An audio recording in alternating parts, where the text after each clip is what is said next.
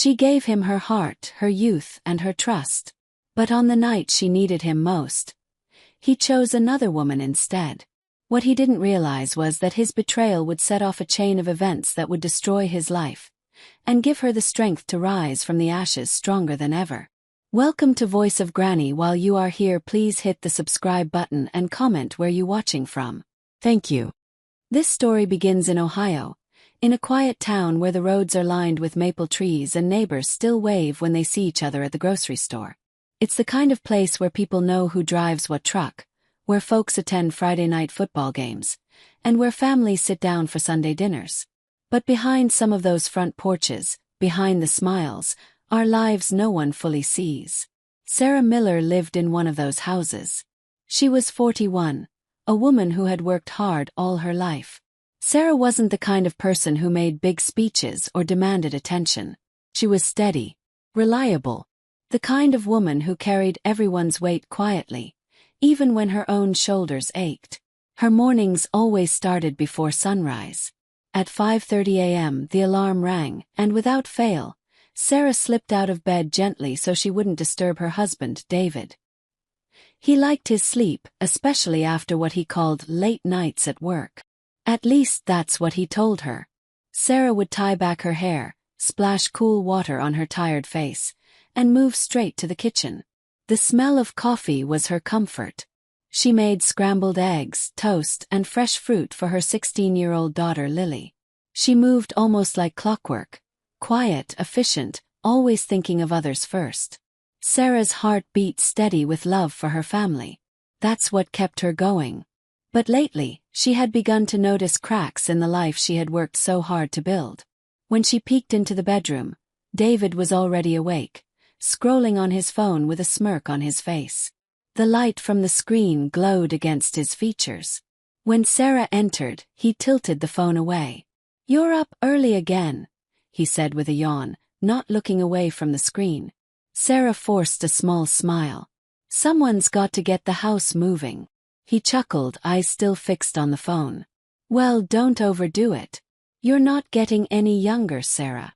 The words landed sharp. Sarah turned away quickly so he wouldn't see the flicker of hurt in her eyes. He had been making comments like that more often lately, about her age, her looks, her weight. They were subtle, almost casual, but each one cut a little deeper, slowly peeling away her confidence. At breakfast, Lily noticed. She always did. "Mom, you look tired," she said, concern written all over her young face. "I'm fine, sweetheart. Just a busy week at work," Sarah replied, brushing it off with a smile she didn't quite feel. Lily frowned. She wasn't convinced, but she let it go. She had grown used to watching her mom carry everything while her dad barely lifted a finger. When David finally joined them, he was dressed sharp, smelling of cologne. Phone in hand as usual. He kissed Lily on the forehead, then looked at Sarah. "You forgot to iron my shirt last night," he said, shaking his head. Sarah paused. "I was finishing that project for work. I barely had time."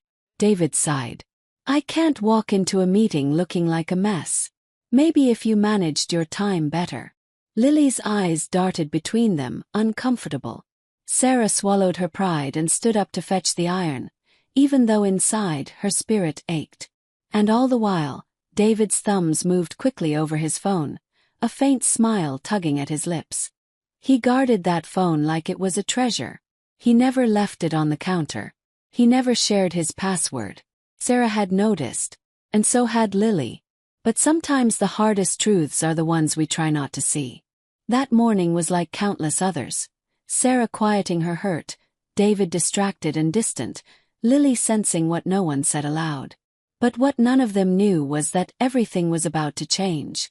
Because that day in her office, Sarah's body finally gave out. She had been working too hard, sleeping too little, carrying too much.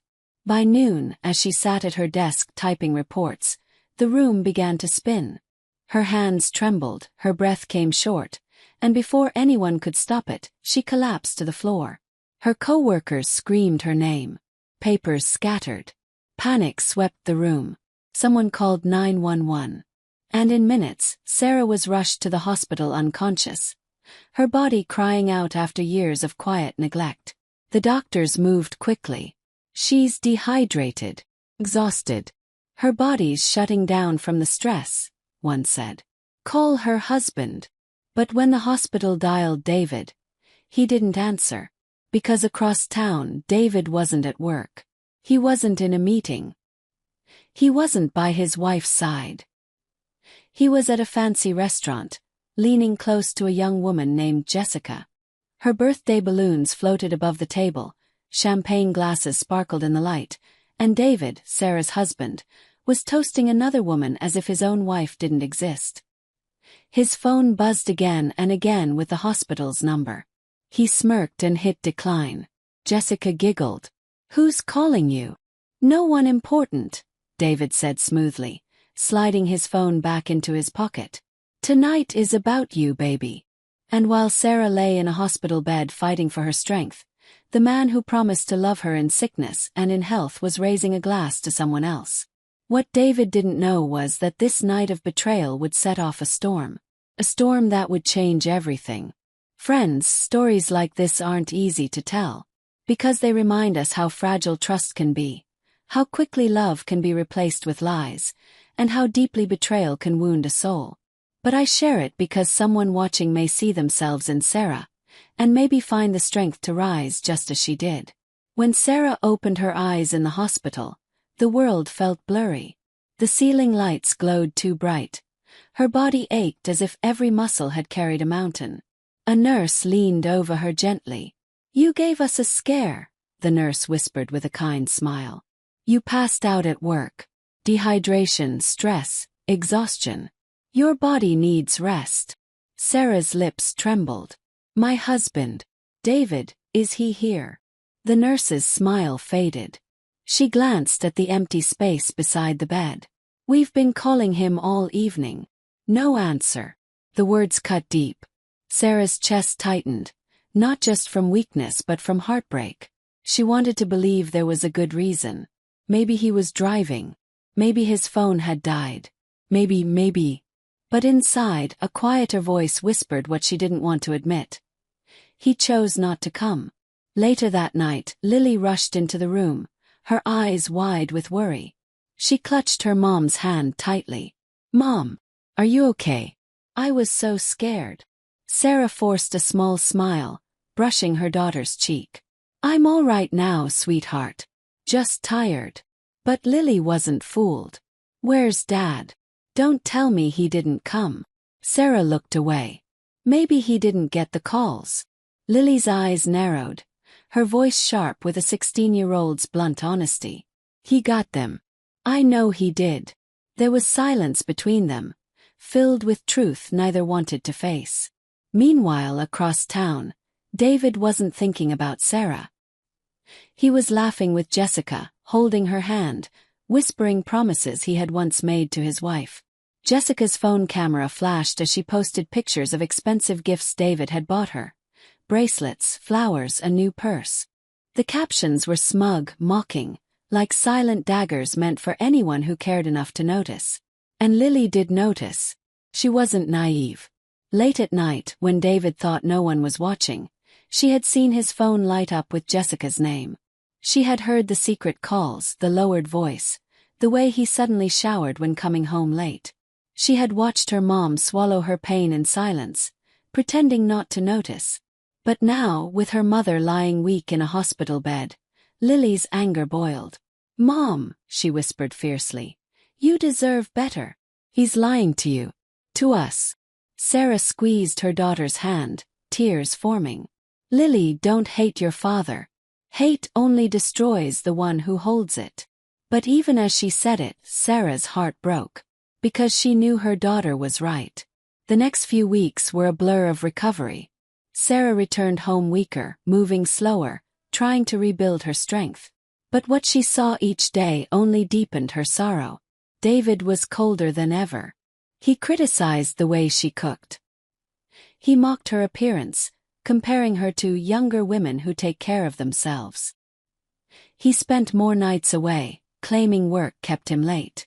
And Sarah, desperate to hold her family together, endured it all in silence. She cooked his meals. She washed his shirts. She smiled when people asked how her marriage was.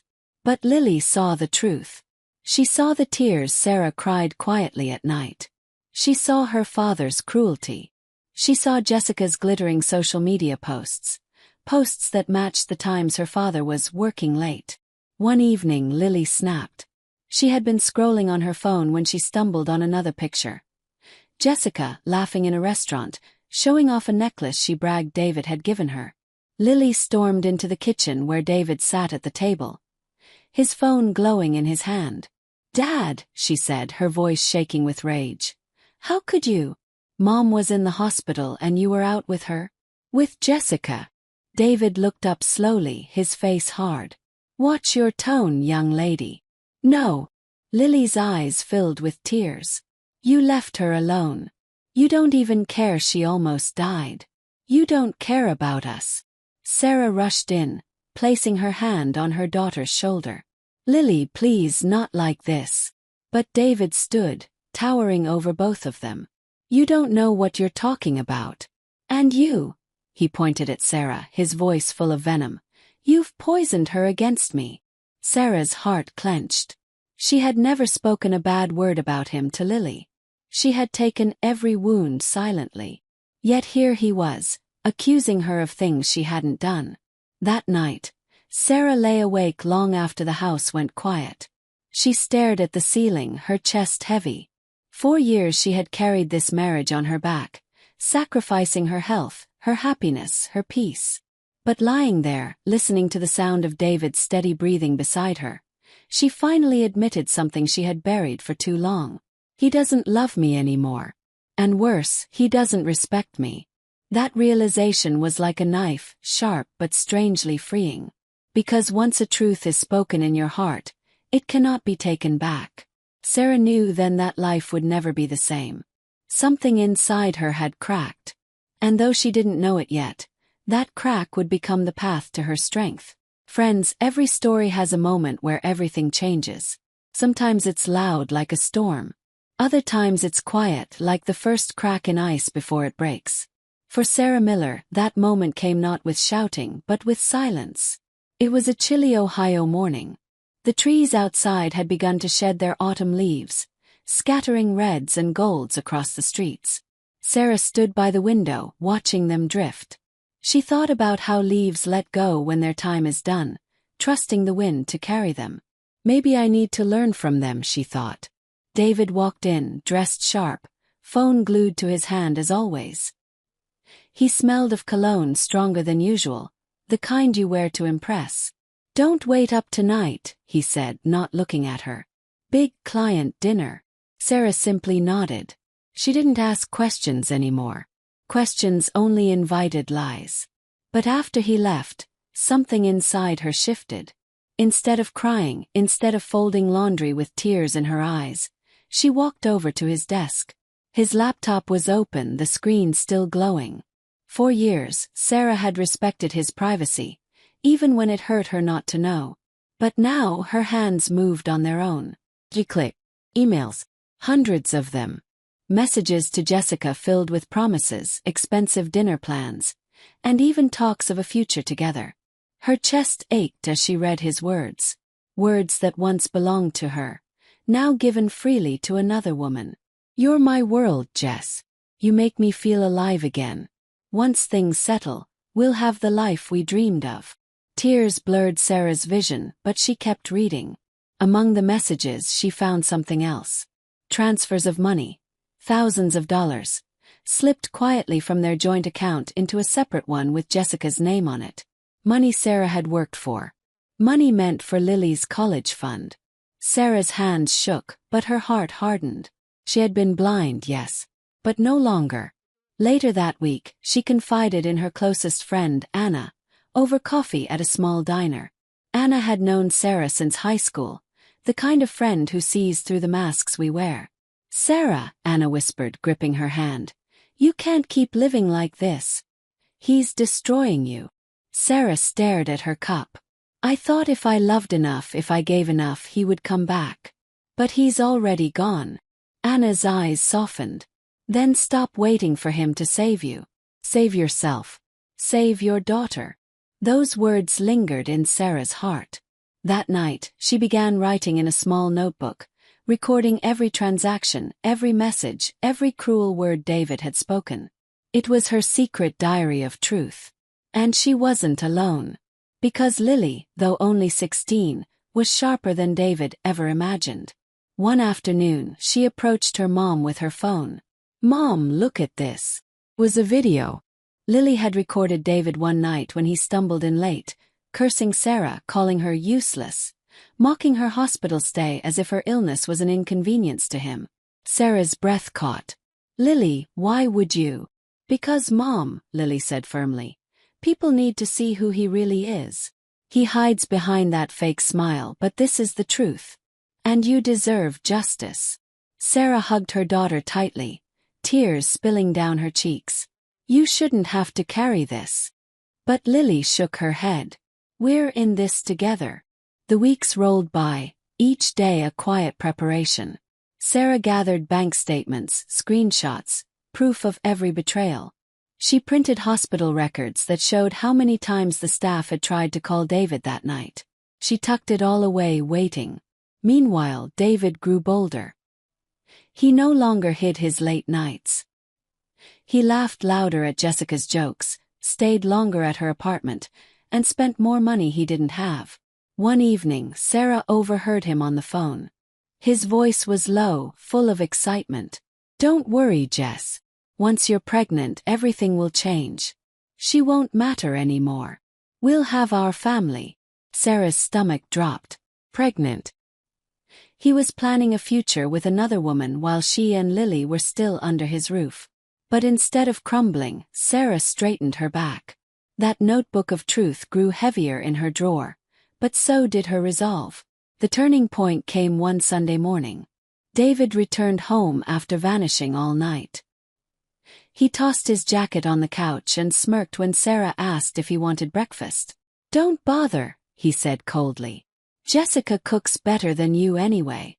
The words hung heavy in the air. Lily froze in the doorway, her fists clenched. For a moment, Sarah felt the old sting, the urge to cry, to beg, to shrink smaller. But then something different rose inside her, a calm she hadn't known in years. She looked at him steadily and said, "David, one day, the truth will catch up to you. And when it does, I won't be the one who suffers. You will."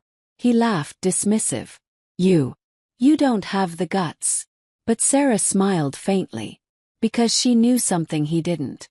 She was no longer the broken woman he thought she was. She was a woman holding every piece of evidence, every scar, every ounce of strength. And she was waiting for the right moment. That moment was coming. And when it did, David Miller would learn that the quietest storms are the ones that destroy the most. Sarah had carried the weight of betrayal for months. She had gathered evidence, endured humiliation, and held back her rage. But there comes a day when silence is no longer strength. It becomes complicity. And Sarah was done being silent. That day came in the form of an invitation. One evening, as Sarah was cleaning the kitchen, an envelope slid through the mail slot. She opened it with trembling hands. Inside was a glossy card, an invitation to Jessica's baby shower. Her name was printed there too, along with David's. Sarah stared at it in disbelief. Not only was David unfaithful, not only had he stolen from her, but he had the audacity to flaunt this new life publicly, as if she no longer existed. Her hands shook as she held the card. Part of her wanted to tear it apart, to burn it. But another part, the stronger part, knew this was the moment she had been waiting for. That night, she opened her drawer and pulled out the notebook. She spread the papers across the table. Bank statements, hospital records, screenshots, recordings. Lily sat beside her, determined and steady. "Mom," Lily whispered. "This is it. This is where you show him the truth." Sarah nodded, her eyes burning not with tears, but with resolve. No more hiding. The day of the shower arrived. It was held at a fancy banquet hall in downtown Columbus, decorated with pastel balloons and glittering centerpieces. Guests bustled in with wrapped gifts, laughter filling the room. Jessica stood at the front in a flowing dress, her hand resting proudly on her stomach. David hovered near her, smiling as if he were the proud father-to-be. When Sarah entered, the room fell silent. Heads turned, whispers rippled. She wasn't supposed to be here, or at least that's what they thought. David's face went pale. "What are you doing here?" he hissed, rushing toward her. Sarah held her head high. "I was invited." She lifted the card slightly, her voice calm but firm. Jessica smirked, her eyes glinting with arrogance. "Well, since you're here, try not to ruin the celebration." Sarah didn't answer. She simply walked to the front of the room, her steps steady, her heart pounding. When she turned to face the crowd, she saw not just strangers, but family, co-workers and friends, people who had always seen David as a charming, successful man. It was time they saw the truth. She cleared her throat. "I'm sorry to interrupt," she began, her voice trembling at first, but gaining strength with every word. "But there are things you all deserve to know." David lunged forward. "Sarah, stop this nonsense. Sit down." But she didn't stop. Instead, she held up a stack of papers. "On the night I collapsed at work and was rushed to the hospital, the doctors called David. Again and again. But he never answered. Because while I was lying in a hospital bed, fighting to breathe, he was here, celebrating Jessica's birthday." Gasps echoed through the room. Sarah held up the hospital records, the call logs. "And while I worked to provide for our daughter, he was taking money from our family account to shower her with gifts." She handed the bank statements to David's own brother, who sat frozen in his chair. Thousands of dollars. Money that was supposed to be for Lily's college. David's face turned red. "Lies. She's twisting everything." But Lily stepped forward, her phone in her hand. "It's not lies, Dad." She pressed play. And the room filled with David's own voice. Drunk, angry, cruel. Calling Sarah useless. Mocking her hospital stay. Promising Jessica a new life once she got pregnant. The silence afterward was deafening. Jessica shifted uncomfortably, but Sarah wasn't done. She reached into her bag and pulled out a final envelope. "And since you've been telling everyone this child is David's, I thought the truth should be known." She opened the paper slowly, her eyes fixed on Jessica. "The DNA test says otherwise. This baby is not his." The room erupted. Gasps, murmurs, even shouts filled the air. Jessica's face drained of color, her hand slipping from her stomach. David staggered back, his mouth opening and closing but no words forming. For years, Sarah had been the quiet one, the loyal wife, the woman in the shadows. But now, she was the voice of truth, and no one could silence her. She looked at David one last time, her voice steady. "You left me to die, David. You betrayed our vows. You betrayed our daughter. And now you stand exposed. Not because of me, but because of your own choices." Tears stung her eyes, but her back was straight, her head high. "I'm done carrying your shame. From now on, I carry only my dignity." She turned, took Lily's hand, and together they walked out of the hall. The crowd parted in silence, watching as the woman they once pitied now walked with strength. Behind them, David's world collapsed. Relatives turned their backs. Colleagues shook their heads. Jessica stormed out, humiliated, her dreams shattered. And David Miller, once so full of arrogance, was left standing in the wreckage of his lies. The collapse of what once was can become the foundation for what will be. And that's exactly what happened to Sarah Miller. The day after the baby shower, David's world began to unravel. Word spread quickly in their Ohio town. Neighbors whispered, co-workers avoided his calls, even his own family distanced themselves. His employers, who had once seen him as polished and professional, reviewed the evidence Sarah had revealed and discovered more financial misconduct. Within weeks, David lost not only his marriage but his career. He came home one last time, his face worn, his arrogance gone. He found Sarah sitting at the kitchen table, sipping coffee, her shoulders straighter than he had ever seen. "Sarah," he said softly, Please. I made mistakes. But we can fix this. She looked at him calmly, her hands wrapped around her mug. For years she had dreamed of this moment. Not his apology but her peace. No, David, she replied gently. You made choices. And now you have to live with them. I gave you my youth, my love, my loyalty. And you gave it to someone else. I'm done. He reached for her hand but she pulled it back. This house is no longer yours. You'll get papers soon. And when you sign them, that will be the last piece of us. David's eyes filled with tears. He whispered, Sarah, please. But she shook her head, her voice firm. No more. I won't let you drain me any longer. You had your chance. With that, he walked out, the sound of the door closing behind him echoing like the final nail in a coffin. Life after David wasn't easy, but it was honest. Sarah sold the house that held too many painful memories and moved into a smaller home with Lily. It wasn't fancy, but it was filled with laughter, warmth, and freedom. For the first time in years, Sarah began doing things for herself. She joined a book club at the library. She started walking in the park each morning, the crisp Ohio air filling her lungs. She even went back to painting, something she had given up long ago when life became too heavy. And Lily? Oh, Lily flourished. Without the constant tension of David's cruelty, she blossomed into the bright, strong young woman Sarah always knew she was. Mother and daughter became not just family, but teammates, confidants, and friends. One evening, as they sat on the porch watching the sunset, Lily leaned against her mom and whispered, You're the strongest person I know. Sarah smiled, tears glistening in her eyes. No, sweetheart. I just finally remembered who I was before I forgot myself trying to keep someone else happy. As for David, he tried to rebuild, but the stain of his betrayal followed him. Jobs turned him away. Friends stopped answering his calls.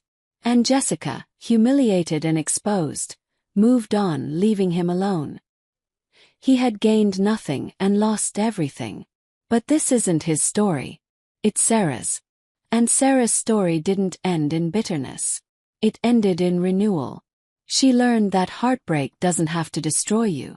Betrayal doesn't have to define you. And silence doesn't have to imprison you. Sometimes the very thing meant to break you is what gives you the courage to finally rise. To those listening right now, maybe you've carried a pain like Sarah's. Maybe you've been unseen, unvalued, or betrayed. Remember this. You are not weak for loving deeply. You are not foolish for giving your all. And you are never too broken to begin again. Sarah's story is proof of that. Today, she walks with her head high, her daughter by her side. Her heart free from the chains of a man who didn't deserve her. She is not defined by what she lost, but by what she chose. Dignity, peace, and the courage to start anew. And in that small Ohio town, when people see Sarah Miller now, they don't see a broken woman. They see a survivor. They see strength. They see hope. Because in the end, Sarah didn't just survive David's betrayal. She turned her pain into power. And that, my friends, is the kind of ending every broken heart deserves.